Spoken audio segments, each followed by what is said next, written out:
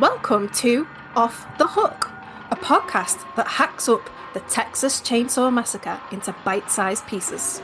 Each episode, we'll explore the darkest nightmare ever committed to celluloid by looking at the film in 74-second slices in an ode to the year of its release. I'm Rebecca McCallum, a writer, podcaster and speaker, and the creator and host of Talking Hitchcock, a podcast that explores the work and the world of my favourite director. I also love the Texas Chainsaw Massacre. I'm Mike Snoonian, the creator and one of the co-hosts of The Pod and the Pendulum, a show that covers all the horror movie franchises. I've also co-hosted Psychoanalysis, a horror therapy podcast, and I am also a massive fan of Tobe Hooper's The Texas Chainsaw Massacre. So this iconic film turns 50, and we have to put on the biggest birthday party possible.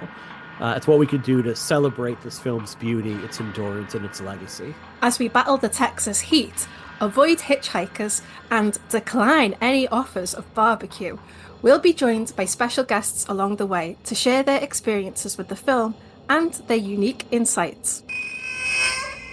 So right now you can find Off the Hook at Twitter at OffTheHookPod74 and Instagram at OffTheHookPodcast74. And very soon you'll be able to listen to us at all the usual places like Apple and Spotify. So spread the love, spread the law of the saw by subscribing, following, and telling a friend all about us. Join us if you dare on this journey of a lifetime as we hack apart every mad and macabre second of the Texas Chainsaw Massacre. It's gonna be a fun trip.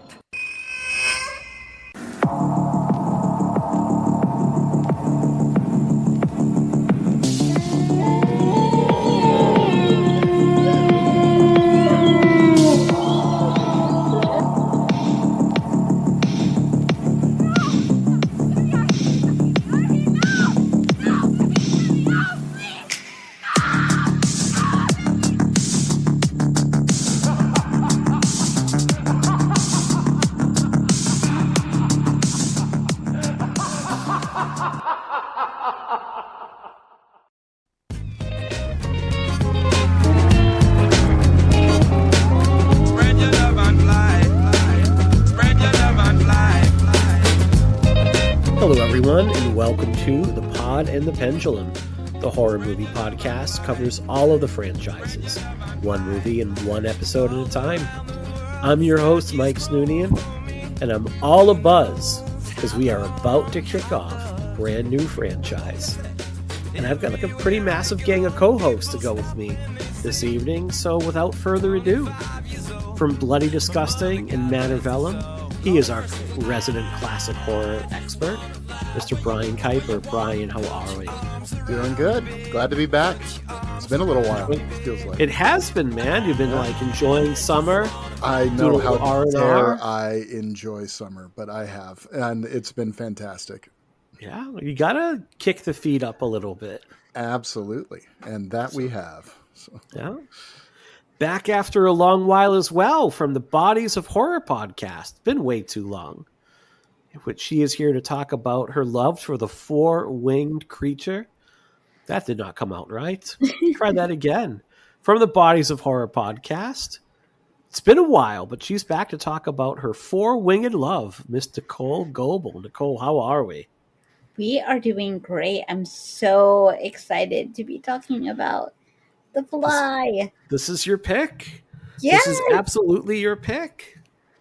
Yes. And we also have a special guest with us tonight from the Men Who Like Movies podcast. Don't call him Eddie. It's Mr. Shawn Murphy. Shawn, how are we? I'm great. Out of the Bahamas and into the lab. So, Shawn, I'm going to get you riled up to start. Okay, Love it. Ray game, and I want to get you a little hot under the collar. Okay, so allow me. Okay. Yep. Nothing better than pissing off a guest like 2 minutes. Heard you on Spectre Cinema Club recently, where you talked about Alien and Aliens. Mm-hmm.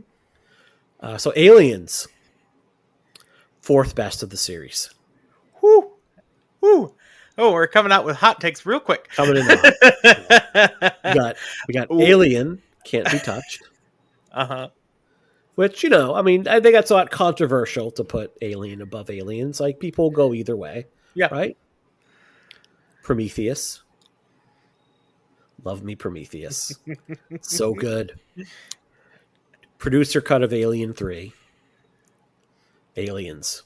How you feeling? Any Whew, well, regrets? I'm still on. I think I might be losing connection at a little a bit. No, no, I'm just kidding. Hey, everyone has their opinions. I don't happen to agree. Prometheus is number 3 though. Like, so good choice on that one. And I for me, Aliens is a perfect film. I will always go to bat for it.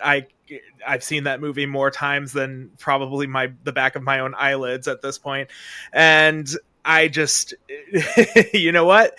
I'm not angry. I'm just hurt a little. Just a That's bit. okay. Okay. But you got me fired up a little bit here, so we're We just wanted to get the hot takes in right away. I just rewatched it last week. I'm like, do I like this movie more than I thought? And I'm like, it's good. It's still very good. Yeah. I mean, like, 4th best in the Alien series is still like, what's your 4th best like swimsuit model that you would hang out with? Like, I don't know. Anyway, I'll probably end it that. I'm not kicking any of the Alien movies out of bed for eating crackers is pretty much what I'm saying. Okay. Not even. Let's talk about The Fly. Not even Requiem. No, because Requiem is like the hot, sweaty mess that shouldn't bring home when you're hopped up and making bad choices. But as long as you like protect yourself, and just up, you got a story to tell later on. Don't know how we went down this path. I take full responsibility. Nicole looks horrified right now. Nicole is regretting like even ever turning on this. She's like, what the fuck? So let's start with you tonight, Nicole. Let's talk about our initial thoughts on this film and series as a whole. And I want to start with you because this was your pick for the wheel. This was your franchise choice. So can you talk a little bit about what The Fly means to you? Sure. So I watched the Cronenberg Fly first and really resonated with the elements of body horror. And I think one of the things that's really hard for folks with disabilities to talk about is our dissonance and our disconnect with our bodies. And I think that body horror does such a beautiful job at kind of displaying some of the ickiness of that. And so I also thought that The Fly overall, after I started digging deeper, I read the short story that was published in Playboy back in the day, and the films that kind of were based off of that. I just really connected with this idea of autonomy and how other people view you as you physically change, and also ideas of euthanasia, because that's obviously so pertinent throughout the films. And it's, yeah, I think this is such a complex franchise to talk about. And I've seen the meme go around, which is like the picture of the horse with like different pieces taped on. And I feel like this is a franchise that fits perfectly because you have kind of a certain picture to a certain point and then it becomes something else. So I don't know. I love The Fly. Excellent. Excellent. So you read the original story. We'll talk a little bit about that as well. But it's fair to say you did read Playboy for the articles. Yeah, I mean, we have to say, like, this came out in a time where you had a lot of prolific and notable writers that were publishing pieces in Playboy. Like, it was prestigious. Like, it was actually Absolutely. very prestigious to get published there. And it It paid was, very, and- very, very well. It was the highest paying publication for short stories that was out there. exactly. And George would go on to put this in a collection of short stories. But yeah, I mean, like, Playboy was a huge place for either burgeoning or established authors that wanted to kind of like branch out and establish some amazing piece. So the idea of reading it for the articles, people were, because you had really fantastic authors that were putting pieces out. And the interviews and political writing and stuff like that was really top-notch, revolutionary stuff. Yeah. Mm-hmm. I mean, it was like a gentleman's magazine for a lot of reasons, like not just like the pictures that were in there. Like, it was such a cultural phenomenon back in the day. It's kind of hard to wrap our minds. I think it's really hard to wrap our minds around that sometimes because of like how we think of it. And like, obviously what we associate Playboy with mostly being like the bunnies and the mansion and Hugh Hefner in a bathrobe and all of that. But it really like Truman Capote and so many others like got so much work published there. And it really like raised, in a lot of ways, like raised the cultural discourse and could do that. So, and as a matter of fact, like part of that, we'll talk about this movie. We probably wouldn't be talking about it if it hadn't been published in Playboy, because it gave it a certain level of prestige that Fox found alluring and said, oh, we're going to rescue this from kind of like our kind of like Charnel house of cranking out movies and give this a little bit more juice behind it.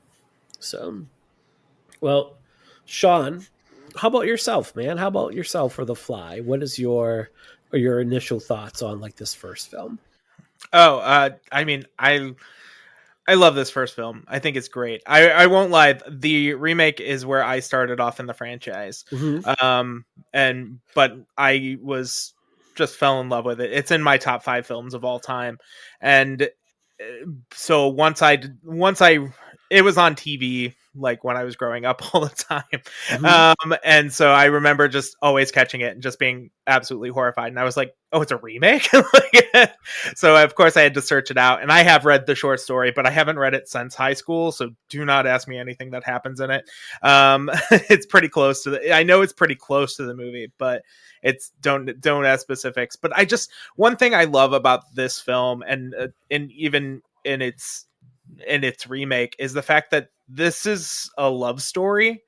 And I find that so incredibly compelling for any horror movie in general. But I think that's one of the things that really drives how much the horror affects you, is like the love story is what drives that. It's because you're seeing people in love. You're watching this relationship fall apart. You're watching things happen.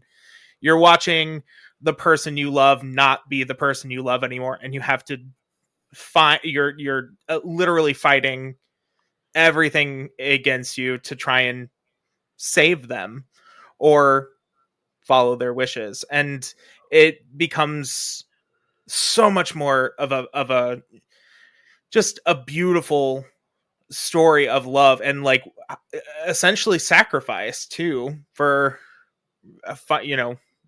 these two characters and their family and their paradise that they have, and how you can lose it all in just a second. Yeah, I'm looking forward to diving into that and talking about the love story aspect of that with Helene and Andre. And I like what you kind of alluded to there, like the grief of life that you expected that was like suddenly taken from you. not just from Andre, but also from Helene as well. And to a lesser extent, their son, who, doesn't really express that in the film too much. Kind of a Well, they goober. kind of hide it from him all the time. So, like, the True. poor kid has no idea what's going on. He's just like, when's dad coming home? And he's like, oh, soon. Like, and it feels like they're at a time when, like, it was okay to lie to children to try and keep them in the dark a little bit in their best interests. Yeah. But I do feel kind of bad for the kid, because the kid spends the whole movie just being like, I have no idea what's going on. Like, I caught a fly, and then my mom told me to get rid of it. She told me to get it again, and she's going a little crazy. She's yelling at me. Like this kid's he's kind of got a day. No, it's like when I was a kid, I had an uncle that was playing hide and seek with his kids, and they found him 20 years later in California, like all the way across the country. So that kind of thing, just disappeared one day. I thought that was funny. Anyway, moving along. Keep it or cut it? That is the question. Brian, how about yourself, my friend? I figure this is a movie you're pretty familiar with, being someone that has so much, and you're like, no. Well, actually, my entree to the series was also the 86 remake. I remember my dad being so excited to see it when it came out. It was kind of the talk of the town. I mean, I remember Bob Hope making jokes about it and stuff in 86. I mean, so these are vague memories from my past, but my dad loved the original.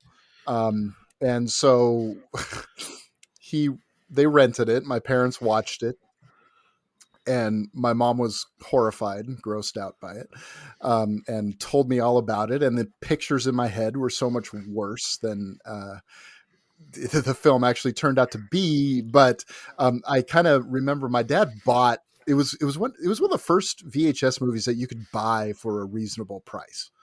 I recall, and so he bought that videotape, and I asked, can I watch it? I was pretty young. I was maybe 8-9 years old. Okay. And I'm watch the first little bit until it got to a certain point, and then I'd be like, the monkey turning inside out. And it's like, oh, I can't go any farther, and I would stop. And then I would get a little farther, like to where he breaks the guy's arm, and it's like, I can't go anymore, and then finally, eventually I made it all the way through. But that's, I like that, like watching it in steps. Yeah, but that's my story for, the remake, to be honest. But, The Fly itself, my dad kind of told me about it. He told me about sort of the iconic moments, the help me thing and all that. And, things like that. And then when I was a kid, my school library had all these cool books like this. This is Movie Monsters by Thomas Aylesworth, and I found a copy on eBay a couple of years ago. And there's a chapter in there on The Fly, and the picture is actually from Return of the Fly.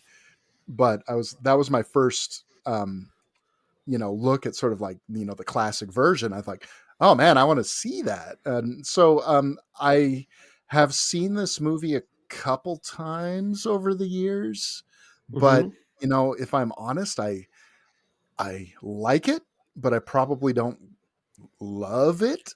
That's fair. And I think that I sort of latch on to this other, as far as 50s horror, I love, The Thing from Another World and Invasion of the Body Snatchers. And I just rewatched Them, which is just a ass kicker great movie.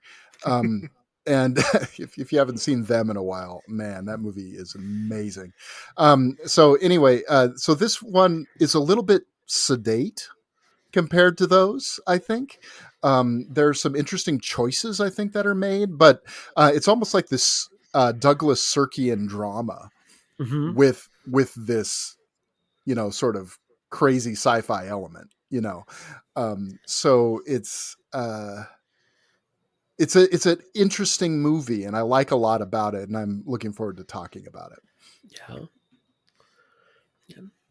It's I'm funny. kind of Oh, go I'm ahead. sorry. I was just No, gonna go ahead. say it's funny you mentioned the like horror books like in the library. I remember I got one. I have no idea where this book came from. I think it was like an old book that the library was giving away. But I had one. It was called "All You Wanted to Know About Monsters, But We're Afraid to Ask."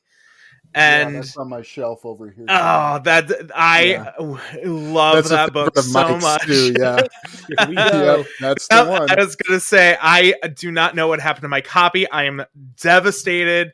Like it's on Amazon, but I'm not. Like I paid like 25 cents. So once I find it again for that, I'll buy it again. I think you can find it on eBay for less than $10. Like that's how I Okay. got mine. So Yeah. definitely Well, worth doing. how that. about this? I found the novelization of Halloween at a library sale for 99 cents when I was a kid. A few years back, I sold off a bunch of my books, including the novelations of Halloween, Halloween 2, and Halloween 3, that are now How worth much? about 300 a piece now, and I must have gotten $10 for them. Oh my goodness. I'm so Oh, sorry. Brian. Yeah, I just like I hate myself so much now after Oh that. no. So So anyway, I know for me, and Nicole, just jump in with that. Just jump in because we can't hear. I can't Yeah. hear typing. So, I mean, I think that we are in an era where we're really digging into kind of sci-fi horror, mhm. and we'll see that kind of recycled in our well-versed 30-year cycle when we have remakes of The Blob and The Fly. And the thing. And the But thing.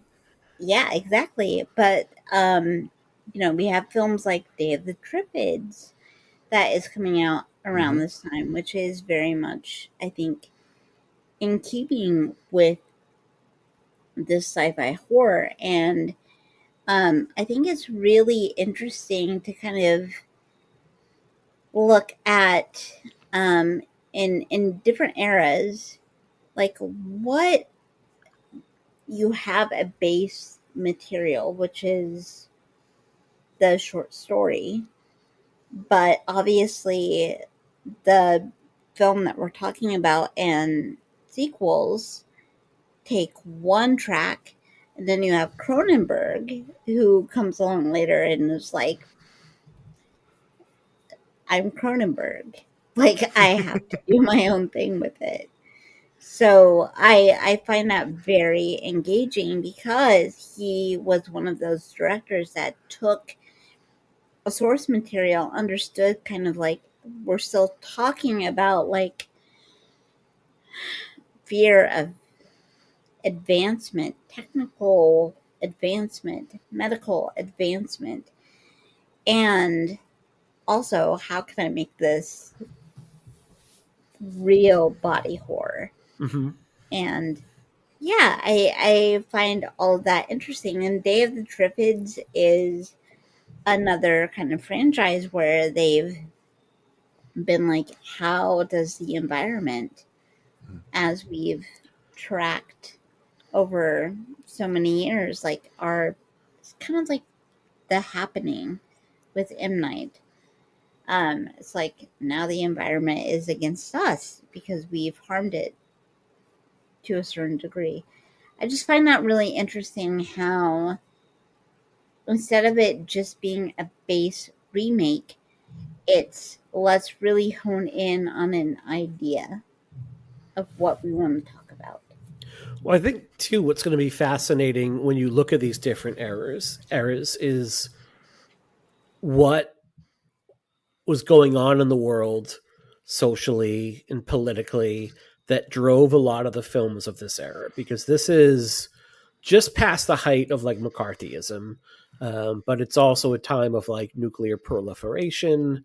There's like the fears of the Korean War. We're not quite in Vietnam. We're not near Vietnam yet, but like it's a time of like No, Cold a lot War of and yeah, Mhm. Red Scare, all that stuff is happening. Yeah.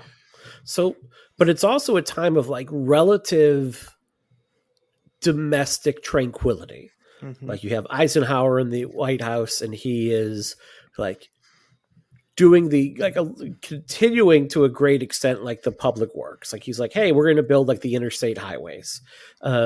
It's a time when like the GI Bill is in full effect, and you have these returning soldiers that have like at this point have returned home, have started families, have built homes, gone to college, and now they are essentially starting with their own path to life, and they're looking for adventure. And one of the things I kind of talk about in another show that I'm doing that you won't hear for many months, we kind of talk about the history of hitchhiking in the United States. And this was a time when the kids, the youths, they were like, where is my adventure? Like what's out there for me? Like it's almost too tranquil. Mm-hmm. And what was driving people wasn't inward. It wasn't this great fear of like what's going on internally, but these great external fears that were so existential and so great that you almost couldn't worry about them because there was nothing you could do. Yeah. And then when you get to Cronenberg in 1986, and that is like as personal as it gets, like the deterioration of the human body, it's just like completely fails you. And you're much more cognizant and aware of it. And it's interesting in that, I think when we talk about Cronenberg's The Fly, we'll talk about like the AIDS crisis. Mm-hmm. I think that's going to be impossible to not talk about that. But how that is all over that movie. And yes. I could be wrong, but it feels like Cronenberg doesn't really return to genre for many, many years, or straight out. When I say genre, doesn't really return to outright horror for many years after The Fly. Like that's his kind of like final statement on the genre is like, where else can I really go from here? Yep. He dips his toes in with Spider, mm-hmm. and then goes into like Eastern Promises. And there's also Extasens, which is a little bit on the edges, Videodrome. But it's not outright horror. It's not it's science fiction. Shivers. It's not Videodrome. It's not The Fly. It's not Rabid. It's not The Brood. Yeah. It's like you said, dipping your toes in because that's kind of what you know versus right.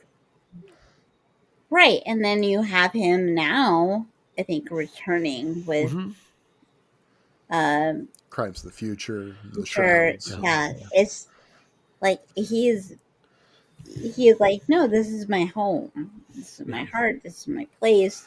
And if I have to compete with my son, I'll compete with my son. You compete with the young bucks, yeah? Yeah. And daughter now. I just watched his daughter's film, too. How was it? It's okay. Okay. Yeah, it has, it's, I love... Oh, the setup of it I loved. I thought that it was sort of like this really nifty idea that just kind of didn't have the budget to really do what it could have done. Yeah. Well, let's talk about this. Let's talk about the background just briefly here. And we touched on George Langeland's short story, how it appeared originally in Playboy in 1957. Just a quick note on Langeland. Pretty interesting cat. British-born, raised in France, served in World War II as a spy, and wrote a memoir of his time there called The Faces of War, where he recounted like parachuting into occupied France, getting caught by the Nazis, and being condemned to death by a tribunal. He escapes, then returns to England, and then participates in the storming of the Normandy beaches.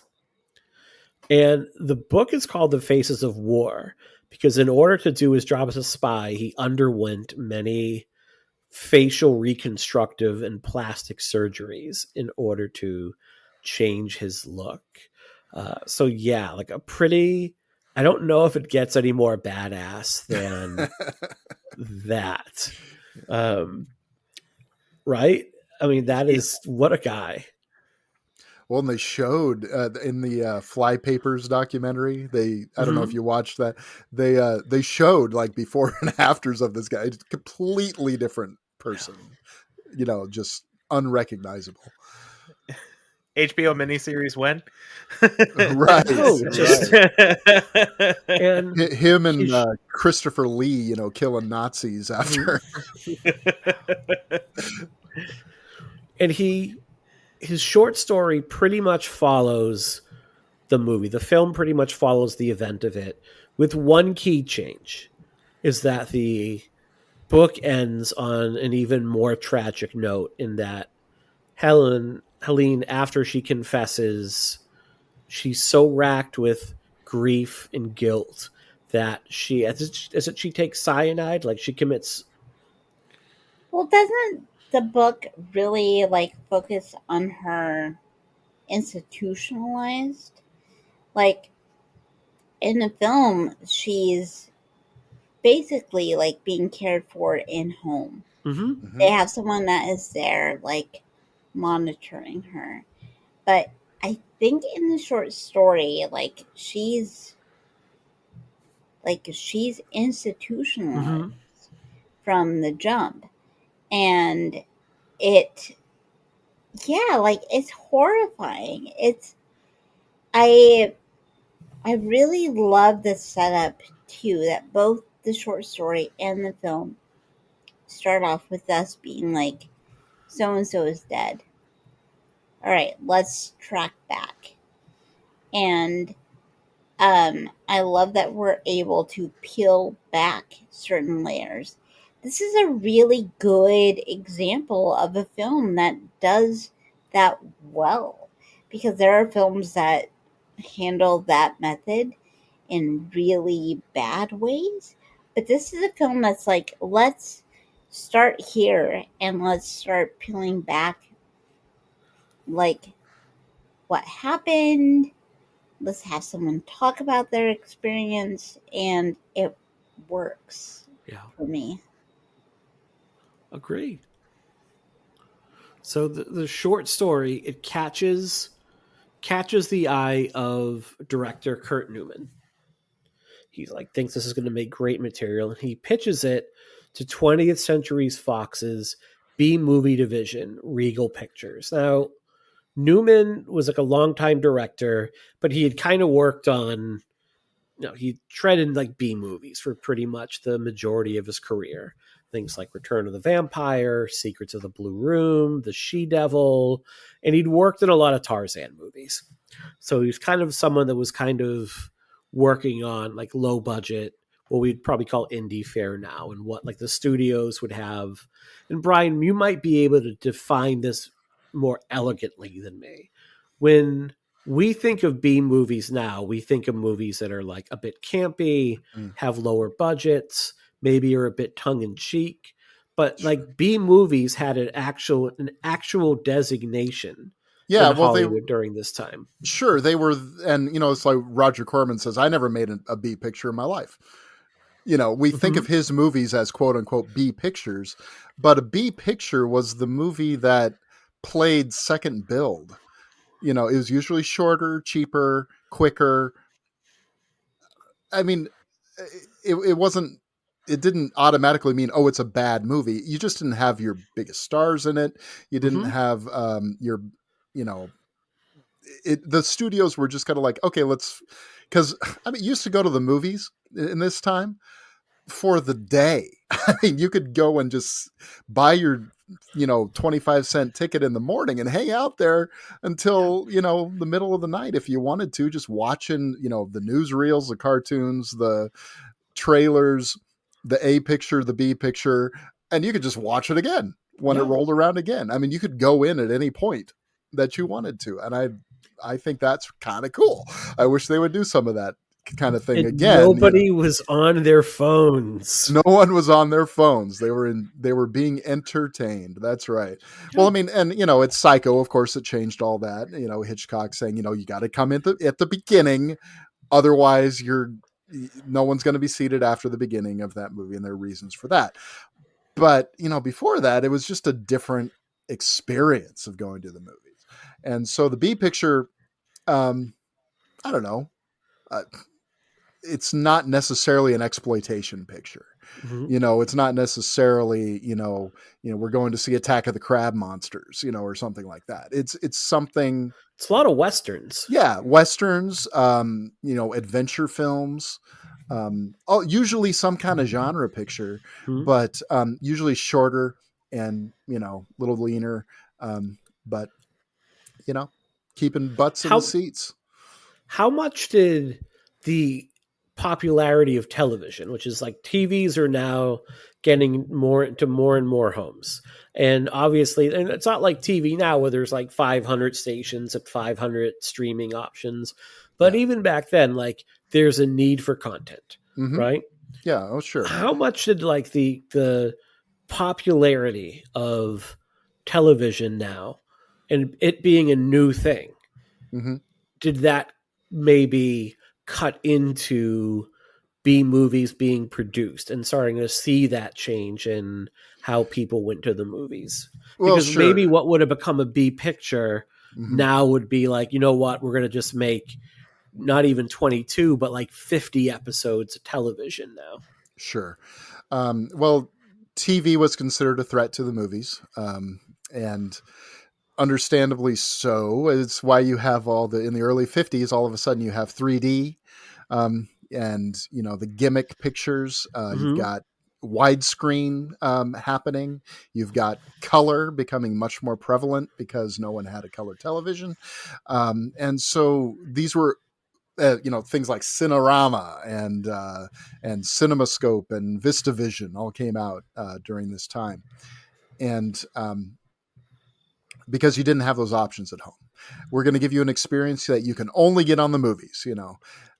You will not be able to appreciate Lawrence of Arabia. I'm not Lawrence of Arabia's 10 years later, but you're not going to be able to appreciate El Cid or The Tingler.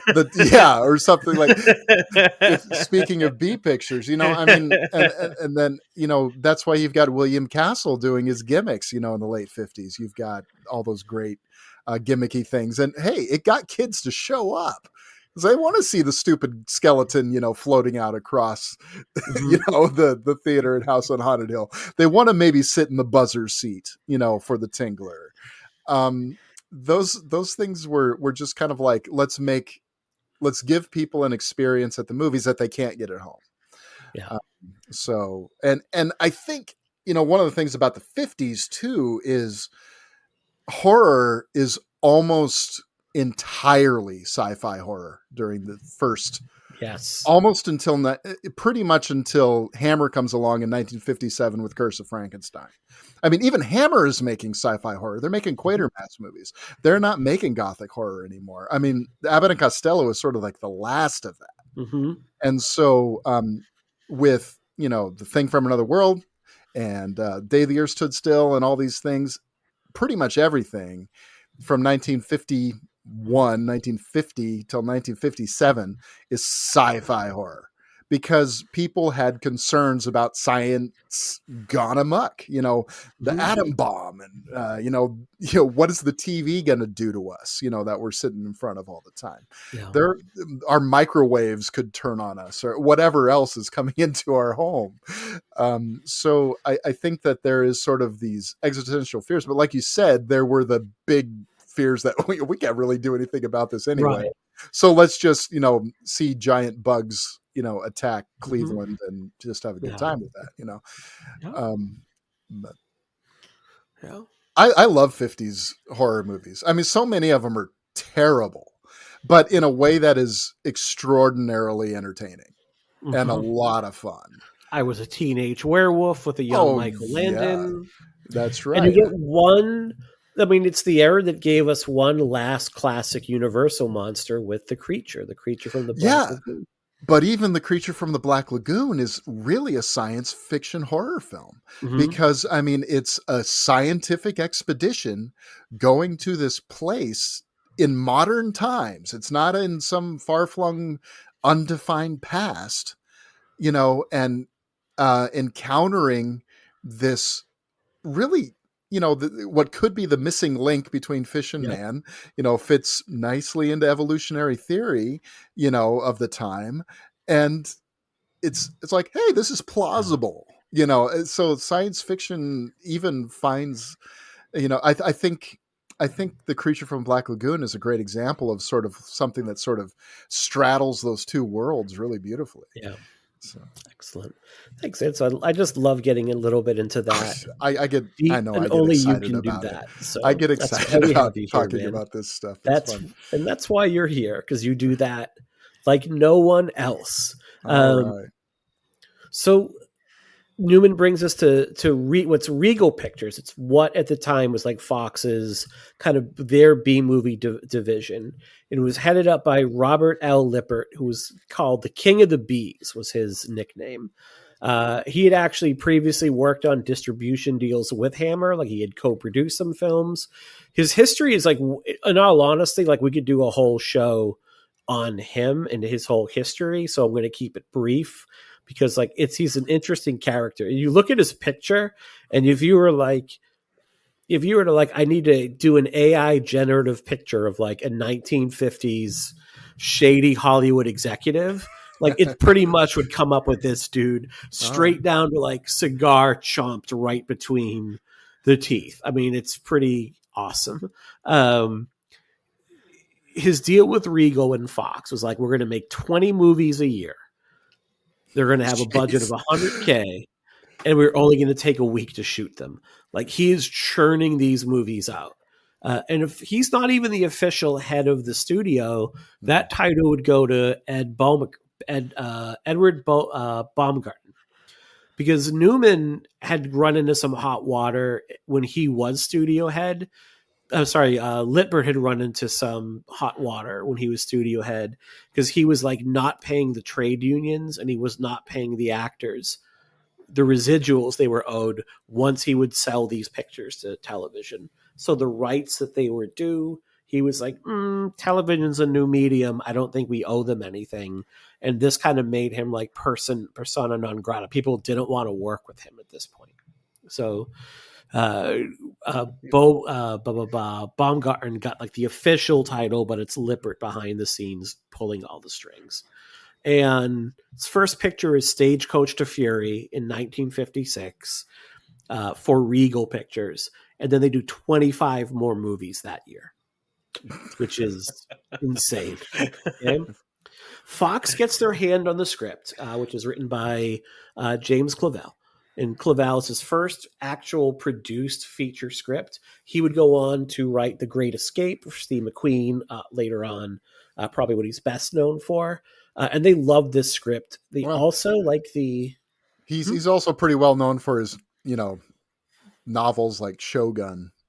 And yeah, it's true. That's right. Yeah. So prolific writer. Yeah. Absolutely. Fox is so enamored of the script, and also they're thinking, hey, this short story's got a lot of juice to it. People really like it. We're going to bump this up. Like, we're not going to have Regal produce this. Like, we'll put their name on the banner, but this is going to be a Fox production. And they bump it up. They give it a bit more money. It goes from getting a $90K to about a $400,000 budget. Lippert still receives credit and status and compensation, but it's more like a finder's fee. Like, he really doesn't have a lot to do with the movie once Fox takes it over. And it's important to note, like, Fox, they don't really have any science fiction or horror credentials at this point. It's not a business they're in. So they think like this might give us a foothold into that door, because they do see what these movies are doing at drive-ins and in the Nickelodeon theaters, and they're like, we're kind of missing out here. So we have a cast of Vincent Price, and he's not quite the horror icon he would become, but Fox thought he would bring in genre fans who had recently seen him on the $64,000 challenge, a quiz show. He had appeared, and that fans were kind of connecting him more and more with horror. And he had appeared in The Invisible Man Returns, Abbott and Costello Meet the Invisible Man, House of Wax, The Mad Magician, House on Haunted Hill. So he's starting to build that. What's funny about Vincent Price, I find him so fascinating, because he started, he did almost no horror except for The Invisible Man Returns for the first half of his career. Yeah. I mean, he's doing, you know, movies with Otto Preminger, you know, and Laura, and, you know, Samuel Fuller stuff, and, you know, playing everything else. He's in all these great noirs and stuff. And he makes one horror film in the early 50s, House of Wax. And he has a voice cameo in Abbott and Costello Meet Frankenstein as the Invisible Man. And he's technically, I mean, some people say Tower of London it's not a horror. It's Historical horror. Yeah, it's Richard III from another perspective. But it's so he hasn't done hardly any horror, but already just because of House of Wax, he's already sort of, you know, stamped as a horror you know, actor right away. But he doesn't really do. Then he goes off and does the Ten Commandments, you know, and then he doesn't really get regular work in horror until The Fly, and then he does the William Castle movies right after it. You know, partially because he was gray listed for some of his political beliefs. He was not blacklisted as a communist, but he was like, they were told they should be cautious about him. And so that's why he went from working with Cecil B. DeMille to working with William Castle and Roger Corman, who frankly made him a horror icon in the 60s, late 50s and the 60s. So, and he just kind of got pigeonholed into that role after that. But Vincent Price is such a fascinating person. He is, you know, true Renaissance man. All right. Unfortunately, Nicole had to like duck out of the episode. So if you don't hear from her, but that's all right. We're just going to kind of press on here a bit. Shawn, do you have the notes in front of you? I do. Yes. Do you mind reading this quote from Vincent Price and his involvement with this picture? Absolutely, I can. I'm not going to try his voice though, because it would be a disservice. I don't think anyone could. Just as a warning, yeah. if I tried, it would be you would just be like, okay, well that was fun. Well, please leave now. So Vincent Price said, "I thought The Fly was a wonderful film, entertaining and great fun." He said, "It had a sense of suspense. You didn't know what was going to happen. When you saw The Fly, you only saw him for a short while. Jeff Goldblum wrote me a letter when his version came out and said, 'I hope you like it as much as I like yours,' which I thought was terribly sweet. I never met him, and I wrote him back. I kind of liked the new version. It was wonderful right up to a certain point. It just goes too far. I didn't believe the end of it. It became too laughable because too much happened. There is such a thing as suggesting something. It's like nude women. Very few women should be caught nude." Vincent Price. It's funny. A lot of those guys kind of had opinions like that of the later films, you know, like Boris Karloff talking about, you know, the movies that were coming out in the 60s and just being like, I'm out. But maybe it's time to fade into the sunset. But yeah. So moving on a little bit, we had Al Heddleston appearing in this movie as Andre, as our lead. Mostly a stage actor. He'd appeared in only one film before this. Thought this would be a great opportunity for some like heady, high concept science fiction, where he had said like he's really discovered something, talking about like the writer. He's really discovered something pretty marvelous, because he was talking about being able to do wonderful things for humanity, being able to transport food to another place. He had all these wonderful ideas. I thought that was a very important point that James Clavell had made. Unfortunately, like the film didn't really live up to the expectations for him. He's like, it got too caught up in the makeup and the reveal and became, you know, like more of a monster picture in his mind. And he's like trying to act in this thing. He's like, the fly head weighs 20 pounds. It's like trying to act with boxing gloves on. Could you imagine acting with the boxing glove on your head? That just sounds awful. It would be difficult. It would be pretty hard. It would be pretty hard. So Patricia Owens plays Helene. I don't have much on her here, except that like it just says that this film helped her overcome her insect phobia. Sorry that I don't have a lot. I was kind of rushed for some of the research. Yeah. Well, I know this was basically her big part. Like she never really did anything else that was this big. So, I mean, she's got an iconic scream, so good for her. Yeah. Like, it's one of those that just like my mom is staying with me right now, and I was rewatching it before we recorded, and her scream woke my mother up from a nap. So, you've got a good scream when you wake somebody up from a dead sleep. What does your mom think of The Fly? Let's bring her on. And she was sleeping for most of it, but she woke up for some screams. That was good. And then she watched the end of it with me, and she was like, "Wow."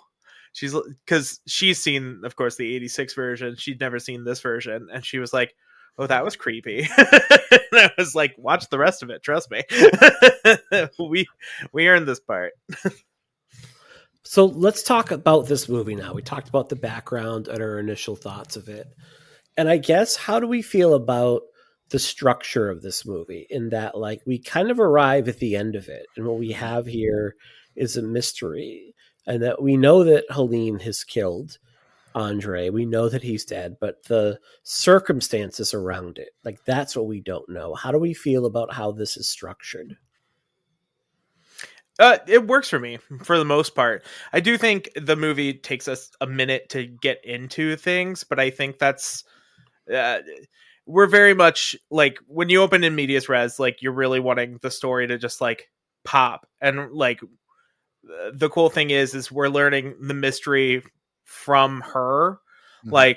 Like they know he's dead, but they don't know why at all. And so like to have him go back, and it kind of, one of the things I like about it is it kind of slows down a little bit once we get back to her flashbacks.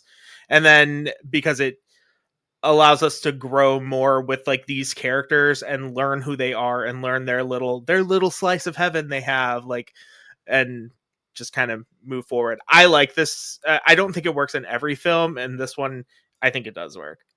Yeah. Yeah. I think it works pretty well. The opening is strange, though. I found one of the things I found is the character Gaston is sort of like this weird humor that is there.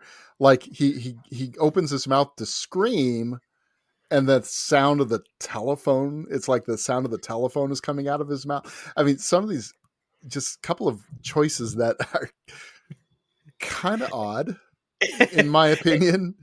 It almost reminds me of something. It feels like something Hitchcock would almost do, but like for some reason I feel like it would work better. Maybe it's just because it's Hitchcock, but like it feels like almost a Hitchcockian moment, but his face is just too comical for it for me. Like he's just like, oh. I mean, I'm almost like, is it sort of an expected release valve? Just because you see probably the most gore that you're going to see in the movie in that sequence, right? The blood all over the press and stuff, and it's that 50s super bright red paint blood, and then or maybe hearing a man scream was just not what they were going for. Because I don't know. You don't hear a lot of male. Yeah, you don't hear a lot of male screams in horror movies of that time. Sorry, Mike.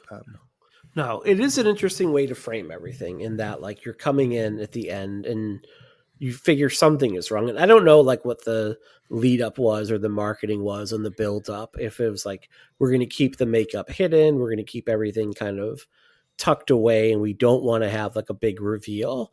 But I think it helps build some tension. But I think, Shawn, to your point, like it does take a long time for this movie to get going. Like it does feel like at a certain point you're like, all right, we've established, because it's not a huge cast. It's like not like you have this massive revolving cast of characters that we care about. You have your police inspector, you have Andre, you have Helene, and you have Price as Francois. And that's really it. Like everybody else you see, and there's not even a lot of them, are all side characters. So we're not juggling like a lot of different plots here that we're waiting to converge. And I think when I paused it last night, you're about almost 2/3 of the way through everything before it comes back, before you really get to like the fly part of the movie, which is an interesting choice. I wonder if, and at least for me, I think it develops. It takes its time to develop the relationship between Helene and Andre, which I think is important because it'll make what she experiences later all the more sad, because like these two are in love, like they're clearly in love, like they have this little precocious kid who, but like he can go down to his lab for a weeks on end and come back up and everything's fine, and she loves him to death, he loves her, he loves everything about his life, and we spend all this time developing it, which means that like when it finally does go downhill very quickly, like it goes downhill very quickly. Yeah. They should have sent the kid through the machine. That would have been kid with as much, like with some bricks, just would have been fantastic. Well, one of the things I remember about the short story is like, if I remember right, and don't quote me, I have it pulled up, so I guess I could look at it. But I remember the cat is one of the things, like it disappears in the movie, but when it comes back in the short story, his face is like morphed with a cat and a fly.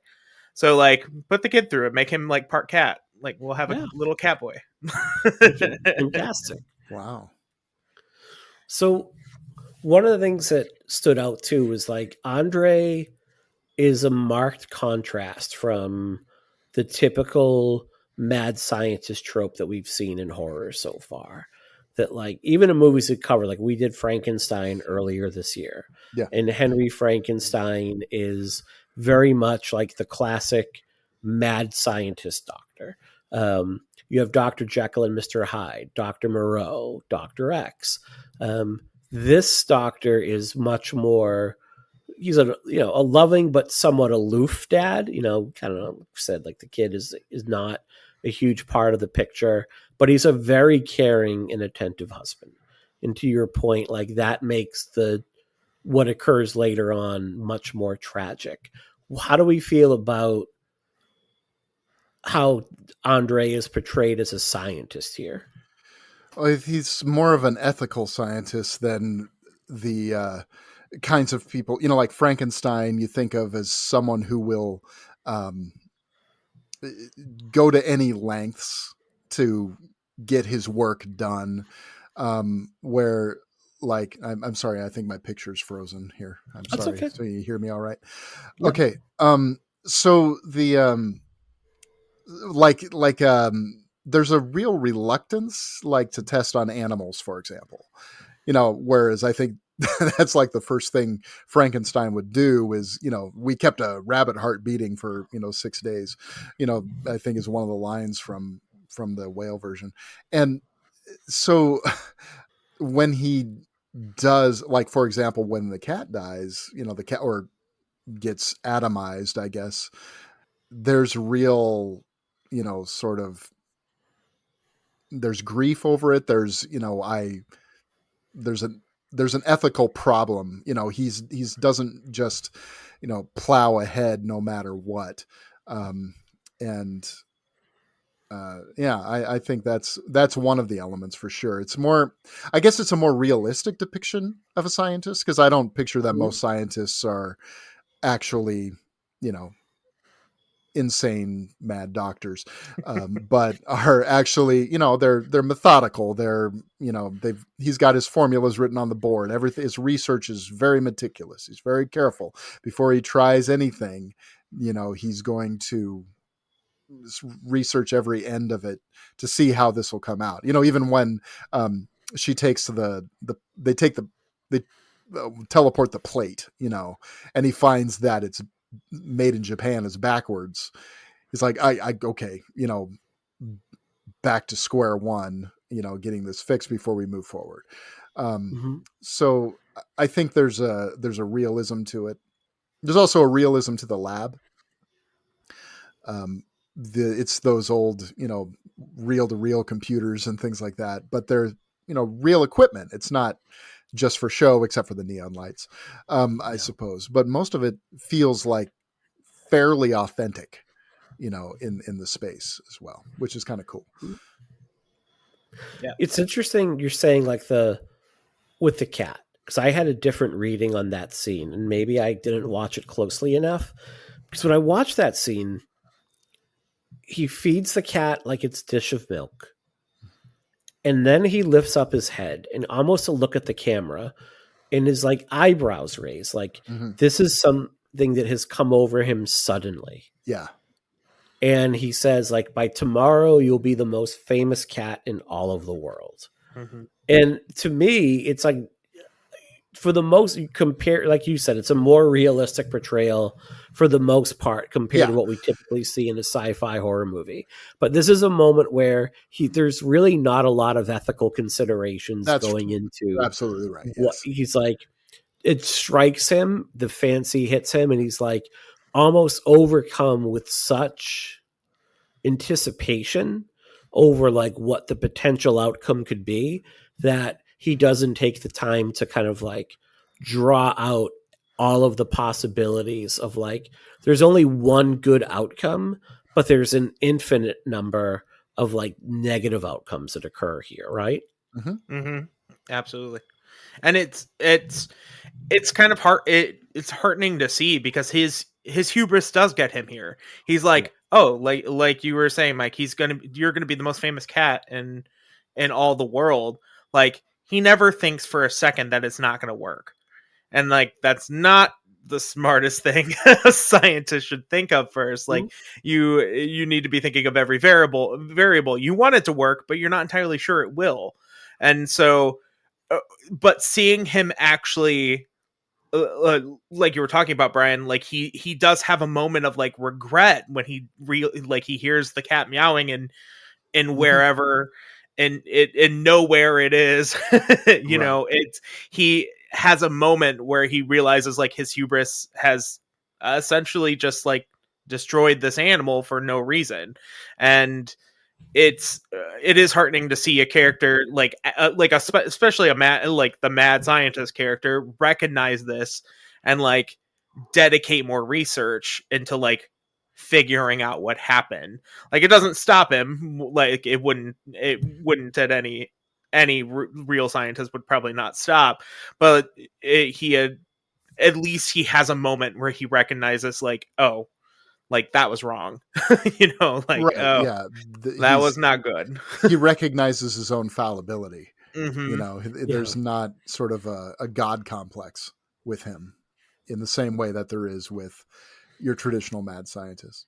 One of the things that stood out watching this again, the movie is told pretty much exclusively from the point of view of Helene, who has an obvious, number one, she's going through like shock and trauma. So she's not at her best. Like, for the scenes where she's recalling this, like for most of them, she's bedridden. Like, she's in such a state that she can't get out of bed. But also, like, I'm wondering how the events of the film are colored by her point of view, because she has such an attachment to Andre. And if we can completely rely on her as a narrator, was his like temperament and his disposition actually like this, or would we be seeing something different if we were to see something framed from a more standard point of view, where we're just like third person following the characters around, maybe not getting their inward thoughts? Here, everything is coming from like what Helene is seeing and what she's relaying to people. And she has such a vested interest in protecting her husband and protecting her own memories of the husband as well. How much of this we can actually believe? Yeah, no, and that makes absolute sense. It, like I was saying, I love the fact that this is a love story, and love does color your memories. It colors your worldview. It colors the person you're looking at. Like, there are, of course, we're seeing, like, we hear all of this, and she makes him out to be, of course, the tragic figure, all of this, like, but I wonder, like, how much of that, like you were saying, Mike, how much of that could be true? Like, how much, maybe he was just never really there. Like, he was there, but it was just in little amounts, or, like, it. I think you're right. I think she could absolutely be an unreliable narrator. Yeah, I think what you guys are saying is spot on. I mean, the love story is such a key element of this film, and it does, sort of shape everything that occurs in the course of the film. So, There was like some really sweet moments oh in yeah, this, like much more so than you would get. Like, and I go back to Frankenstein and Bride of Frankenstein because we covered those films earlier this year, where Henry is basically like throwing Elizabeth out during a thunder and lightning storm. Like, I don't want right. anything to do with you. Uh-huh. Please get away from me. Like, there's very few moments in either of those movies where you ever get the sense that Henry has any sort of attachment whatsoever to Elizabeth. If anything, the thought of being married to her almost makes him like appear physically ill. Well, Frankenstein is such in really every iteration is such a hyper focused individual. Mm-hmm. Um, however you interpret that. I mean, there are a lot, in different versions of the story, but he's always kind of that, no matter Yeah. what. And I don't think that Andre is exactly that. Yes, he has he gets in the zone, but he's like, all right, I haven't seen my wife enough in 2 weeks. Let's go to the ballet. Right. Which is a really fun moment when like Yeah, he's doodling on the program and she sure. gives him that look and he's like, "Oh, you caught me." And a little thing you catch there too is when they snuggle up, he immediately blocks the view of another Exactly. patron. Yeah, yeah, It's yeah. like, cute little moments like that. Or when they're just kind of like lounging in the yard speaking to one another. Like, there is Yeah. that real tenderness that is there that like most movies like this lack. And I think like Price has the comment at one point that like, yeah, my brother and I, like, we've run this company, we're independent, we're men of means, which I love. Like, not saying we're rich, like, we're men of some means, and he's like, I don't think we wouldn't know what to do with ourselves if we didn't have Mhm. our company. And for Andre, it's about like occupying his time to a certain point. Like, it's not exactly, it is something he's passionate about, but it's not the only thing that drives him. Yeah. Well, and he actually has Price has another line, and it's the two things that Andre loves most in the world are his family and his work. Yeah. So like, he does put his family, like, his work is important, but it's never just the only important thing. Like, he'll dedicate weeks to it, but he's not going to dedicate his whole life. Do you think there's a deleted scene where he's like, let me rephrase that? The things he loves the most are his wife, then his work, and then like somewhere on the list is like Philippe, the boy. Like, sure. Yeah, I was going to say number 3 is Emma, the housekeeper, because she just Yeah. brings him food whenever she wants, like whenever he doesn't eat. He's like, oh yeah, Philippe, I have my child. That one. So I wondered about also the final reveal, like when we actually get to the meat of this movie and the way it's revealed. I know it for modern audiences, like, we're kind of, a nerd to a lot of things, but I feel like for audiences back in like 58, this still would have been like a pretty great reveal of things. Like you start with just the hand. Like you don't even get everything all at once. Like it starts with like he can't speak. You get like the slurping, like when he's trying to eat, and you see the point of view of Helene at that point where she's shocked and taken aback at what's going on, like unrecognizable. I think we've figured it out by this point. I mean, it's called The Fly for a reason. Um, but that slow reveal of everything until you finally get the reveal. And again, looking at the makeup now and looking at the mask now, it's a little bit cheesy looking, right? I mean, it's like a kind of static monster mask, but I can see this really shocking audiences back like almost 70 years ago. I honestly still think it looks pretty good, especially for the time, like with the amount of real bad stuff they had in the 50s. I do think that this at least it I think you're right. I think there's a little bit of like, well, of course 50s to it, but there's just a like there's a almost a life in the eyes. Like I don't know how they made the eyes so like holographic almost, but it feels like it really is looking at all of these things. And then we get that incredible shot, like all-time horror shot of her screaming in the million eyes. And like it's I think it holds up still. Like, is it going to hold up compared to everything now? No, but I think it absolutely, especially at the time, but I think it still holds up for what it is. Yeah, I think that that reveal is one of sort of the iconic moments in horror. I think even people who haven't seen this movie, if they watch, some it's just seems like one of those things that's sort of in the ether, like if you watch the 100 scariest movie moments or whatever, or something like that, and you see that moment from The Fly with the multifaceted, image of her on the screen and the face mask and stuff. I think a lot of people even now would go, "Oh, that's The Fly," without necessarily, I've seen that out there somewhere, or even the, like the "help me" moment at the end. I think those two moments are sort of indelible to just the genre as a whole, even for people who aren't well versed in, pre 70s or pre 80s horror. It's just kind of around. Yeah, it's an iconic moment. I mean, there's a reason why film got remade. It was one of the big 3 50s movies that got remade, and it stood out, and it's why it's played for so long. I think one of the fascinating aspects of it as well is he still retains a lot. And it's interesting because we have like the Andre is the tiny fly at the end. Mm-hmm. It seems to be him, but when he has the fly head, he still retains all his scientific knowledge. He still retains his affection for Helene.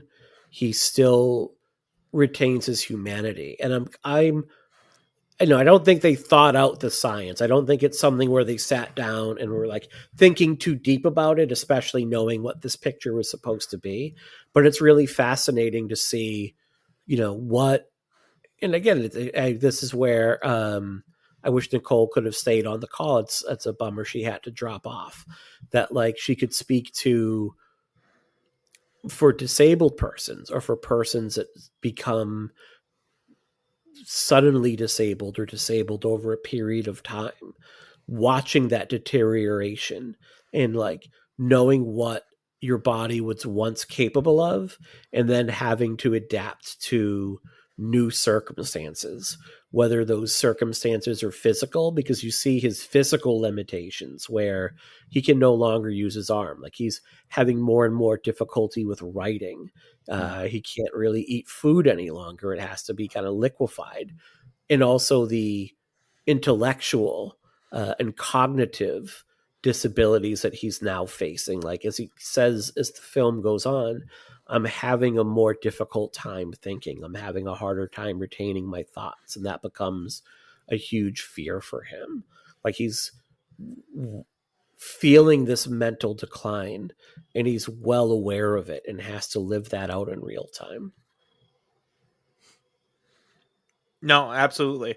I mean, it's a so I read it a little bit differently, but I really see where you're coming from, because I've always thought from when I've seen it, or from whenever I've watched it, that the fly, like the small version of the fly with Andre's head and arm, are an actual fly finally Mhm. getting to say its first words. And the Okay. first words are "help me," which is even that's terrifying itself. But I honestly, I think this is an even better read that you've given, because it's we're watching these two, we're seeing two very different variations of this of this character, and both of them are not to the they're not I don't know how to put it's of course my brain is just gonna go on the fritz. But like these two variations of Andre are so completely different from like the Andre we've seen before, and it really is a like speaking towards like his like like a disabled read. It absolutely is. These are like they're not diminished.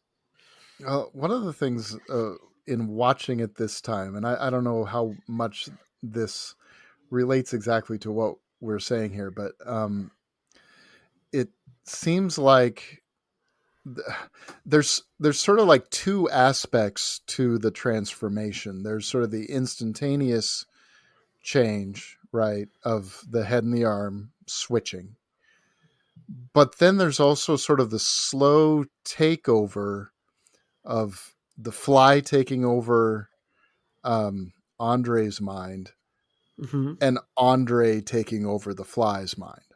Yeah. And that's I don't know, that's an aspect I didn't really think about before this viewing, because I'm kind of like, while they're trying to capture the fly, why doesn't the little fly with the white head, why doesn't it just want to be captured? If it's got, Andre's head on it, assumably his brain, too, right? Or something. Then why doesn't it just like fly into the net? Why doesn't it try to Mhm. get caught? But I don't know where I was going with that Oh, exactly that makes either. sense. But You're saying how they're kind of melding together, like Yeah. they're yeah, becoming like less distinguishable as beings. yeah, and I mean, that's something, just losing the sense of self, losing the ability to control. Um, like, I mean, we see it more in the large, in the, I guess in the Andre flyhead with the flyhead Mm-hmm. version. He's slowly losing his ability to control his own body and thoughts. Um, I mean, things like come to mind for me, like dementia and Alzheimer's, those things like that run in my family. So that's kind of one of those fears of, that, is a possible reality for my future, is to lose some of that autonomy. And I think this taps into that in an interesting and powerful way. That hadn't Absolutely. really dawned on me before this watch. Yeah, it's just like the slow deterioration is just terrifying. Mhm. Like to just be losing more and more of you as you're Mhm. going. And I wonder if, and now that you've got this in my head, because this is, I'm not going to think of anything else for a week. But like having, like, I wonder if the fly was experiencing the same thing. Like, Right. was it slowly, as it slowly becomes more human, like, is the fly terrified? Like, is the fly just want to be, like, the fly itself just want to be a fly and not have to think existential thoughts and dread Mm-hmm. and all of these things, and it really is a very unsettling thought. Thank you for it. I love it. Well, you're welcome. That's I think the other perspective as well is the other perspective as well as Celine's. Mhm. Because as Andre is going through all this, like his partner, like the person that he's like wanted to build this life with, she has to watch him suffer and deteriorate. And there were points in this film where she is saying things to him that she thinks are going to bring him comfort, but very often don't. They're actually kind of like the worst possible thing you can say. Like, everything's going to be all right. We're going to figure it out. Like, why don't you just, the thing like, why don't you just try blank? And then it's like, oh, you're right. Why didn't I think of that before? Like, that never occurred to me. Well, if I, she in real time with all her and has all her faculties, like she has to watch this person that she's been in love with, that she's like built this life with, degrade very quickly. And she has to like come to terms with the fact that like that life that she had anticipated is now gone from her. Like there's probably not going to be a turning back from this. And then she's faced with this like unimaginable choice, when he tells her like, you have to kill me. Like you have to end this and do it in a way that like he makes her complicit in a crime. There's nothing that it's going to be puts her in a very difficult bind, but also just like the unimaginable like pain that must cause her after. Like she knows like this is probably the right choice, but it's emotionally like a very difficult choice. Like that scene where she puts him in the press, it's a tough watch, and it's framed in such a way where you don't really see anything. Like it's blocked in a really beautiful way. And I think what got me on this like watch of it again is the fact that the arm slips out. Right. So she has to lift it, reset it, and then do it again, knowing her husband's now he's dead, and she has to like further kind of mangle his corpse in order to bury the evidence. Like she has to now be dispassionate and do this again. And that is just such a hard thing to watch. It really is. Yeah. It's heartbreaking. And that's one of the things I love about one of the things I love about this and its remake is like these are love stories, but they're tragic love stories. Like these are stories of what love sometimes makes you go through when you love someone, to do things that you never thought you would, to have to make decisions that you never wanted to make, to have to watch somebody suffer and then have to decide whether it's what is, like how can I, there's nothing I can do to help you except end it. And it's just this beautiful, like kind of, it's tragic, but it's also a little poignant because she does love him enough to help him. But it's also, it's just such a, maybe it's just me and my romantic little heart, but I'm like, I love a tragic love story like this one. Just, it's one of the ones that takes the cake. All that happens, and then we have this final act where she's going to get carted off to the sanitarium. They feel like, she's either guilty or guilty by way of insanity. Like there's no good outcome for Helene here. And Vincent Price talked about this scene, and he's saying, we'd be having like, trying to be doing this like philosophical scene, and we'd hear the help me voice, and we just like would burst into laughter. Like they just couldn't take it serious on set. Like it would absolutely break everybody up when they were filming it.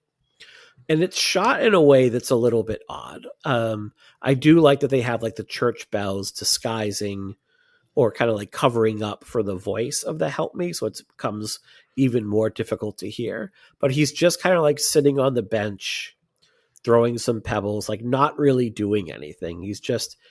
They just put him there to put him in the presence of the fly and make it all that much more like tense. but he's not doing anything. It's kind of odd.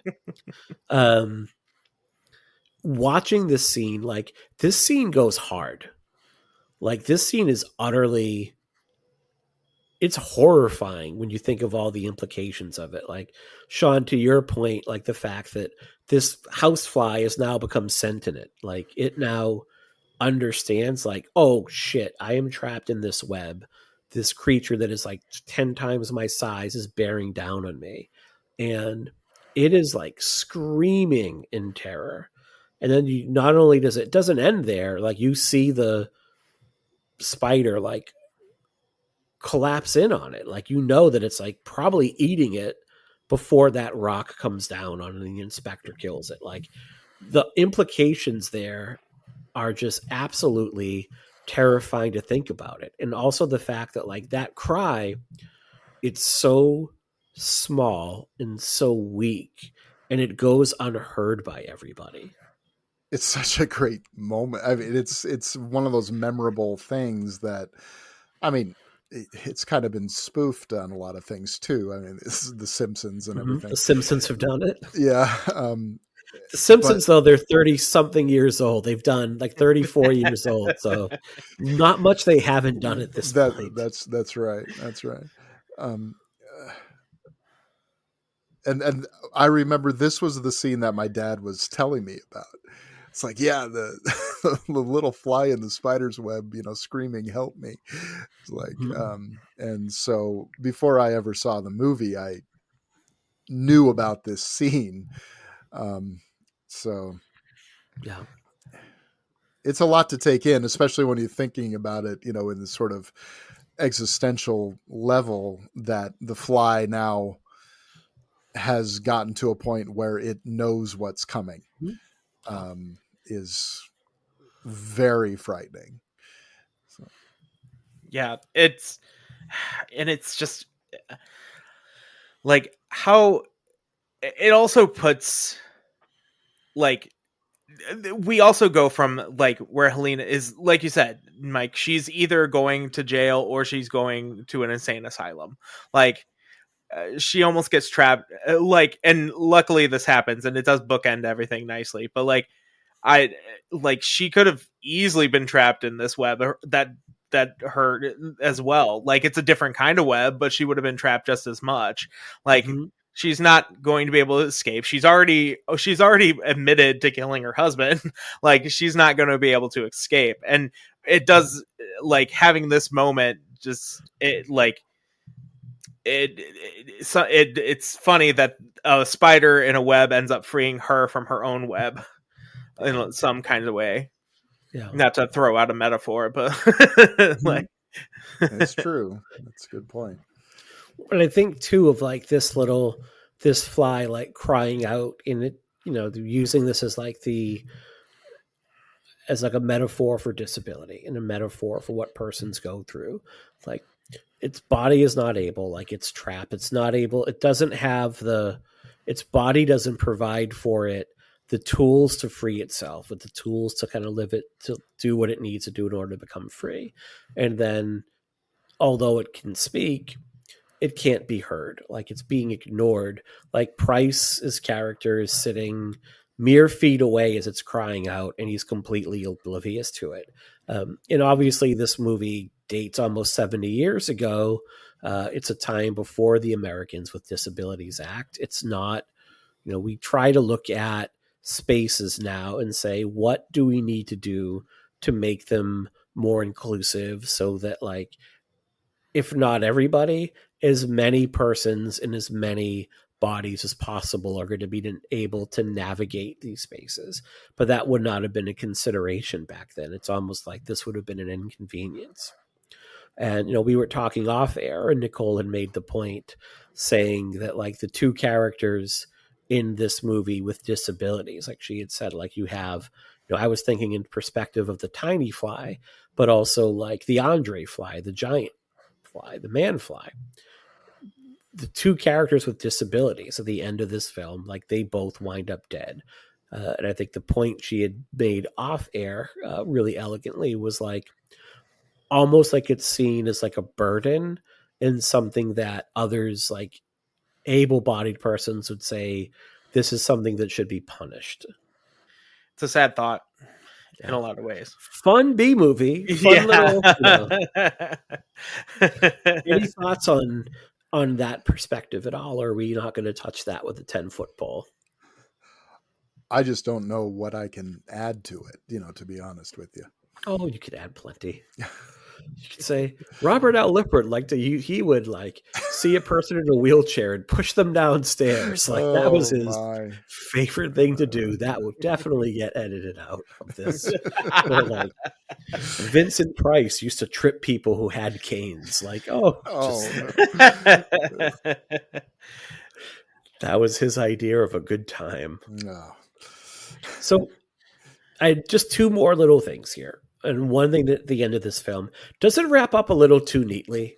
At the end of it, I almost thought it should end with not even with the inspector smashing putting the fly out of its misery, but just that ending with the spider converging on. That would have been one of the most horrific endings of all time. That would have been nightmare fuel for the ages. The end of this movie, it's almost like Philippe has inserted himself into the Andre role, which is kind of where he wanted to be begin with, which is kind of funny, but he's almost done anything. Price's character, Francois, not Philippe. Francois has all of a sudden basically become the new daddy, right? He's really inserted himself in there, and it ends on kind of not an unearned, but an uncomfortable happy ending. Mm-hmm. And if Nicole were here, I wonder if she would say it's the persons that were disabled, we don't have to worry about them anymore. They're gone. We don't have to consider those bodies that don't work and those minds that don't work. We can just push them to the side. All of us normies, we're here now, and we can go to the movies together and get ice cream. And another thing, we were kind of talking a little bit about at the beginning of all the different issues that would have been going on in the 50s. And this is a little bit before it, but the 60s really started. This really would have been the start of the end of the nuclear family. Mm-hmm. So having the father die and then having his brother take over, it's almost like them reestablishing the nuclear family within this. Mm-hmm. And I know it's a little bit before the 60s, but when it really would have been changing. But that's something I do notice is they kind of reestablish it, but they destroy it just to reestablish it back at the end. It's not the same nuclear family, but it's oh look, there's a mommy, there's a daddy, there's a child. Yep. Yeah, you're right. They're all worked out in the end. Mm-hmm. Yeah, it's a little bit too neatly tacked on. If I agree with it, I do think I wonder though if we let you were saying having an end right at the spider, as the spider bites, would I think that's almost more. I think that would be an absolutely horrifying ending because it also makes the two of them complicit in watching this creature scream for help and not help at all. Which would be so terrifying. It's just, that is a horrific thought. So I don't know if maybe even you cut that completely. You never even make them aware that this is going on. Maybe you go that route. It just ends in a completely tragic note with Helene being carted to the asylum, and then you cut back to the web and it's getting devoured by the spider, and then maybe you play the Benny Hill theme over the credits. Or Philippe is just watching it happen. He went to go talk to them and they're yeah, that didn't actually happen, there's no fly. Yeah, and he's just watching his dad get eaten. Well, yeah, I mean, maybe that's what you do. I just think that would be pure nightmare fuel. I think at the end of this, that would have been a really almost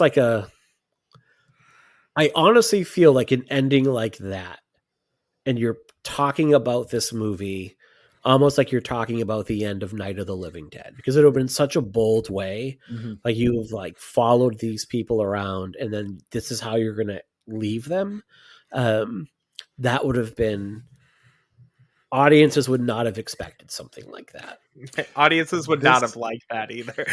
Not at the time, I don't think. This was also the era of studio interference. You have to have a happy ending. It's why instead of Invasion of the Body Snatchers ending with you're next, they're already here, we get this little scene afterwards. Oh, the cavalry is going to come and they're going to fight off the pod people, you know. And it just sort of, you know where you want the thing to end and where it should end, and the studios were just like, nope, got to send people away with a tune in their heart, send them home happy. Yeah. Vincent Price gets the girl at the end. Right. As long as she's not nude, Vincent Price will be happy. Like, I bought you more winter clothing for the summer heat. The guy was married like 4 times. I don't think he had too much trouble with nude women in reality. So, so the last question I had was about Andre's ethics at the end, where he's like, I have to not only destroy myself, but I also need to destroy all my research. And I wonder if he made like an unethical decision there, if it's a selfish choice. Because I understand partly where he's coming from, in that, like, I don't want this fate to befall anybody else. But I also think there's a lot of hubris there, where like it's not often just one person that is able to take such a mighty concept and bring it all the way to the finish line. Like science by its nature is very like collaborative. And if there were going to be others that would look at like his formulas and what he was able to accomplish later and say, oh, this is why something went wrong when a fly went in the chamber. But if I just change X, Y, and Z, it will be able to recognize the difference in the molecular structure and everything will be hunky-dory. Like there's a lot of hubris that goes into saying like, only I can solve this dilemma and it must die with me. So I like to call this the deep blue sea question. Okay. Random. I know it's random. I only watched it once and it was so long ago. I don't remember that movie. So I love it. It's sharks one of my yeah, exactly. They're smart sharks. But like one of the things in the movie is like the whole reason they're making these sharks smarter, and they do like violate genetic code, stuff like that. Like the one of the reasons they do it is because the head scientist's father had died of Alzheimer's, and she's trying to find a cure for Alzheimer's, and test audiences hated her character because she's technically like the Frankenstein, like the Dr. Frankenstein of the piece. And it actually brings her like that, not to spoil anything for anyone who hasn't seen Deep Blue Sea, but like they rewrites bring her death towards the end because they didn't want her to survive. And it makes you wonder, like, but what they're doing is the ends are justifying the means. And I think he does have a moment of hubris, and he's only thinking about the damage this has caused him.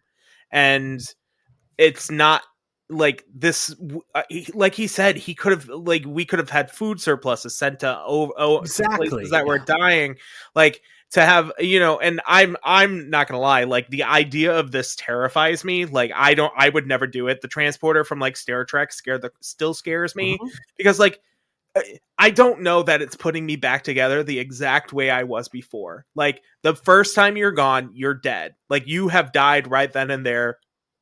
This is the computer's version of you, or like what they believe is your chemical. It is your chemical makeup in way, shape, or in things. And you could be exactly the same, or there could be something that's changed. Like there could be something different. And I think it's a terrifying idea. I wouldn't send myself, but like there are so many things you could do with this technology that bananas are fine. Yeah, like there's like the champagne. You could send champagne. Champagne turned out good. Like there are so many things you could do to help people with this technology.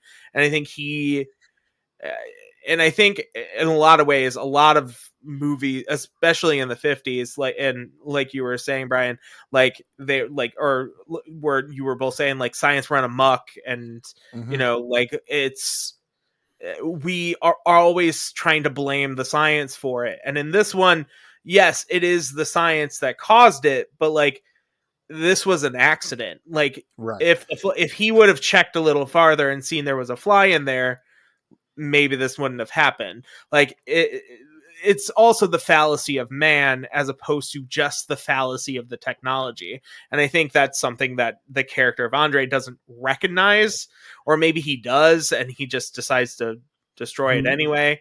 But it's like he's making a decision that is far too big for what he's doing, in my opinion. Because a movie without a villain, like what he's doing isn't villainous. Like there's no bad guys in this movie. It's just an awful situation. Yeah. Like, so is the villain science? Like, are they trying to make the villain science? I don't know. Because and in my opinion, I don't entirely think so. I think it's a little bit implied, especially because he destroys all of his research and everything like that. But sometimes I just think of it as like it's a greater good question. Like, would you sacrifice 5 people for 5,000? Would you sacrifice 5,000 people for 5 million? Like, there are so many different, and it's a scary thought to just have to think of it all. But there's such a thing as a greater good. His suffering is important, but like, could it have cost some millions to be able to not suffer? Yeah. It's one of those things I think about. What say you, Brian? Technology often has, sort of a double-edged quality to it, right? A new technology will come along, and at first, we just don't know what to do with it, right? And it kind of goes crazy for a while until things kind of get figured out, and and things is maybe hopefully return to, some sense of what the usually positive intention of the technology was, right? So it's a oh man, it's a fascinating question because I think about it in terms of things like social media, for example, which does a lot. I wouldn't have met Mike or that never would have been a part of this show if it hadn't been for Twitter, for example. And there are lots of people that I've met in that way, though it be virtually. People I never would have encountered any other way. But then you also, I think, the sort of negative side of that particular technology is pretty obvious to everyone. I think the double-edged nature of so much technological advancement. Like the motor vehicle, you can travel so much easier. You can get so much farther. We now in the 21st century travel. You can travel, the length of the Oregon Trail in a couple of days, right? Whereas that was a months-long arduous thing in previous times, right? But then you also have the factor of the number of people that die in automobile accidents, for example. So, that's just a couple of examples, I guess, of sort of like this double-edged nature of technology. And I think the benefits, what you're asking here, will the benefits outweigh the possible dangers of, teleportation? How cool would that be? Terrifying, but yeah. And if you don't want people to go through it for like the reason that like Shawn is saying, and I think I'm not super familiar with Star Trek, and I don't think this is canon, but I know like some have discussed like, well, when it comes to the teleporter, to like what you had said, Shawn, like, is it you that comes out of it, or is it like a clone of you that just happens to have all your memories? And if that's the case, then you're not you anymore. Like that's a horrifying thought. Like, what happens to you? You're atomized at that point. Like, okay, well, I think I'll just take the commute at that point. I'll sit in traffic. Got plenty of podcasts to listen to at that point. Yeah. Is he the person to make this decision? Because he's too close to it, for one. Right, Like, right. it's tough to put it to the scientific method when, like, well, this thing has turned me into a giant human fly. I might be a bit biased here in terms of what it's capable of doing. But also just put like a sticker on it with like a human body with an X through it. And that would let people know, like, oh, don't put people through this. That way people would know, like, don't go through the teleporter. Yeah.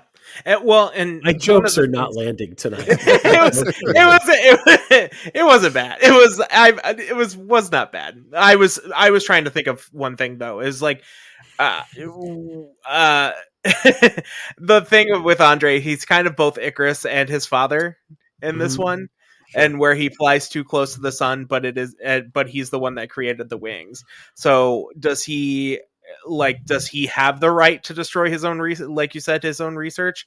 That when you said that made me really think. Sorry, my brain was like, wait a minute. Do we have any final points before we call it a night? I don't. I think I've got everything out on the table. I think we have covered a lot.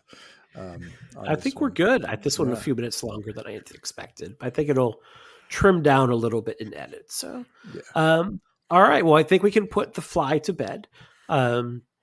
Before we take off, let's plug some stuff. Shawn, what do you have coming up on the Men Who Like Movies, and where can folks find you? So we are on Twitter. I will not call it X. Under Triple M Pod. That's 3 M's. And we are actually this week we are doing the Fear Street trilogy, and it's a listener request for my niece. So that's gonna be fun. And this last episode we did was As Above So Below, which was a listener request from my nephew. So it's apparently listener request month for Shawn. But you can also find me on the socials. I'm at Murph the Smurf under pretty much everything: Letterboxd, Serialized, MurphTheSmurph. Well, we love having you on, man. It's been a year. We did Jaws: The Revenge together, which I know. I love that episode. I love talking about it. I'm not gonna lie, I have not stopped thinking of Jaws: The Revenge at all. Like, it's still stuck in my head somewhere. Sorry, man. No, it's okay. I've actually enjoyed it. It's a little campy fun time just sticking back there. And I actually thought about coming on for Curse of the Fly, because that one does have a little bit more bit more flung. All right, let's get you. But like, I was like, just so I can. I was like, maybe I'll be your resident like camp expert. But I'm not that good at camp. But no, thank you so much for having me. Oh, we'd love having you on, man. Brian, I know you'll be back for Curse of the Fly. It's Curse of the Fly, right? You're coming back. That's the plan. Yeah. What do you have going on for the writing right now? Recently I did a sort of tribute piece for Wes Craven for his birthday, which is at the beginning of August. And that's been getting some nice little traction over there at Bloody Disgusting. And then coming up, I'll have a piece coming up for my column on Them from 1954, which is, like I said earlier, that is just a killer movie. So good. I hadn't seen it in a while and was just blown away by how much fun that movie is. And then I'm hard at work on my next Frankenstein piece for Manor Vellum. So that'll be a couple of months that'll arrive there. And if you are interested in any of the other previous installments of that, you can go to manorvellum.medium.com and search up my name or Faces of Frankenstein, and you will find it. Excellent. Yeah. And you can find me on the socials, Brian Waves 42. I don't spend a lot of time there, but I will respond to you if you do happen to reach out, for sure. Excellent. Well, listeners, I hope you've enjoyed this show. As far as we go, please make sure that you are rating, reviewing, and subscribing to us everywhere that you get your podcast. Goes a long way to helping new listeners find us, and we really appreciate that. Drop us a quick note. Consider becoming a patron. We go to patreon.com/pod and the pendulum, where for a couple bucks you get access to like a ton of bonus material. This month we posted Ariel's first foray into the rape revenge subgenre, where she has like an overview of the subgenre as a whole. And then once a month for the next few months, she is going to be covering each of the I Spit on Your Grave movies, from the original, the remake, all the sequels, like films that don't typically get covered anywhere. We're going to make those patron exclusive for a little while before bringing them out to the broader audience in like a year or so. But the only place you're going to hear them now is going to patreon.com/pod and the pendulum. And we have some other bonus content going up there this month as well. Follow us at podandthependulum.com, on Twitter at podandpend, Instagram at podandpendulum. Follow me at Letterboxd at Mike Chumpchange, Twitter at Mike_Snoonian. That's really about it. And hey, I've got a new project. You can listen to episode 0 of Off the Hook, where Rebecca McCallum of Talking Hitchcock and I are breaking down the Texas Chainsaw Massacre 74 seconds of film at a time. So we are doing like an insanely deep dive into this movie. So our episode 0, which we've just posted, and that'll be up for the next few weeks as we start prepping the first of our episodes to go out. About an hour-long introduction as to why we're doing this project and why we love the Texas Chainsaw Massacre so much. It's an extended kind of like feelings check for the two of us. Rebecca is absolutely brilliant, and I'm pretty much what you hear here is what you're going to get there as well. But if you think we've gone like into the weeds too much sometimes, we've covered 12 minutes of movie so far in our recordings that haven't posted. And I think we've talked for about 13 hours, about 12 minutes of, so yeah, if I ever need to like, if there's ever a hostage situation and they're like, you just need to keep them on the phone, talk about something that you know, I think by the end of this, like that's what I'll be able to do, is talk about the Texas Chainsaw Massacre. I love that. That's amazing. That's incredible. And I literally I'm looking it up as we talk. I'm sorry. Yeah, I saw that. I feel like I'm going to feel like Marilyn Burns at the end of the movie. Like I'm going to mirror her reaction. Like by the end of this project, it's going to be me in the back of that truck screaming. Like that's just what it's going to be. So that's it for now, listeners. What do you think, Shawn? What you're saying? I was just gonna say, please do it. Make sure you're on, you're like on mic when you do it, because I'm gonna make that my ringtone. Oh, because God. you're just your scream laugh. Well, may my pain be your pleasure, my friend. Thanks, listeners. We'll be back in a week with the return of The Fly. It's been real. Talk to you guys really soon.